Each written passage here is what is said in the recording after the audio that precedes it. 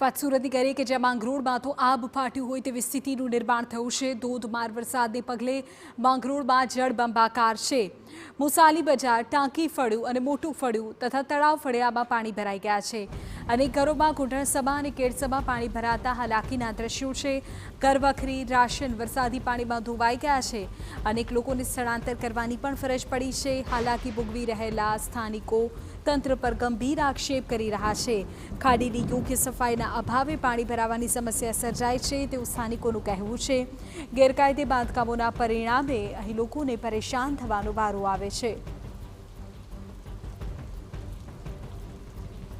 સુરત જિલ્લામાં વરસી રહેલા વરસાદને લઈને નીચાણવાળા વિસ્તારોમાં પાણી ભરાવાનું શરૂ થઈ ગયું છે, જેને લઈને લોકોને હાલાકી પડી રહી છે। હાલ આપણે છે સુરત જિલ્લાના માંગરોળ તાલુકાના મોસાલી ગામ ખાતે જે નીચાણવાળા વિસ્તારોમાં જે ઘરો આવેલા છે, આ ઘરોમાં વરસાદી પાણીનો ભરાવો થઈ ગયો છે। દૃશ્યમાં તમે જોઈ શકો છો કે હાલ કઈ રીતે વરસાદી પાણીનો ભરાવો થઈ ગયો છે। વરસાદી પાણીનો ભરાવો ઘરોમાં થતા જે ઘર વખરીને મોટું નુકસાન થયું છે, તેમજ જે આ ઘરના જે માલિક છે તેને હાલ સ્થળાંતર કરવાની પણ ફરજ પડી છે। દૃશ્યમાં તમે જોઈ શકો છો કે હાલ લોકો આ વરસાદી પાણીનો નિકાલ થાય તે માટેની કામગીરી કરી રહ્યા છે। સુરત જિલ્લાના માંગરોળ તાલુકામાં સૌથી વધુ વરસાદ પડ્યો છે। છેલ્લા 24 કલાકમાં 7 ઇંચથી વધુનો વરસાદ પડ્યો છે। દૃશ્યમાં તમે જોઈ શકો છો કે વરસાદી પાણીના નિકાલ માટે હાલ સ્થાનિકો ડોલ વડે જે વરસાદી પાણી છે તે બહાર કાઢી રહ્યા છે। હાલ આપણી સાથે સ્થાનિક છે, જે શું નામ છે તમારું? વિપુલ કુમાર દિનેશભાઈ પરમાર।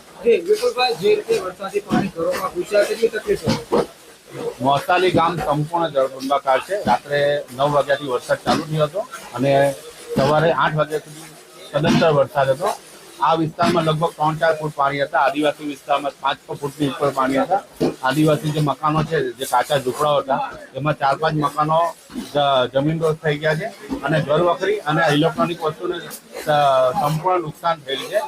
અત્યારે અમારે તલાટી સાહેબ સાથે અમારે વાતચીત થઈ છે। તલાટી સાહેબ અત્યારે સર્વેમાં આવે છે। એ તલાટી સાહેબ પણ પાણીમાં ફસાયા હતા, એ જાતે આવે છે અહીંયા મોસાલી ગામમાં હાજર। તમારું શું નામ છે અને તંત્રની કેવી મદદ? મારું નામ ફૈઝલ ગેમાજ છે। તંત્રની કોઈ પણ જાતની અમને મદદ મળી નથી હજુ સુધી અને કાયમની આ સમસ્યા છે જે દૂર થવી જોઈએ। આમાં છે તો લોકોને પણ નુકસાન છે અને જાનવરોને પણ નુકસાન છે। અમે ઘણા જાનવરોને ટ્રેક્ટર દ્વારા છે તો ખેંચીને રેસ્ક્યુ કર્યા છે। ઘણા લોકોના ઘરોમાં હજુ પણ પાણી છે। અમારા સાધનો જે છે એ પણ હજુ પાણીમાં ડૂબ્યા છે અને આનો નિકાલ ચોક્કસપણે આવવો જોઈએ, એ અમારી માંગ છે સરકાર। લોકોને સ્થળાંતર કર્યા છે, અન્ય જગ્યાએ ખસેડાયા છે? હા, ઘણા લોકોને ખસેડાયા છે।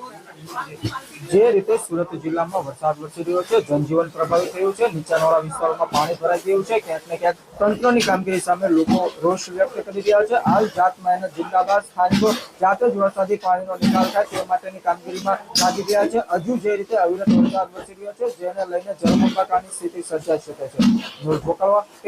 સુરત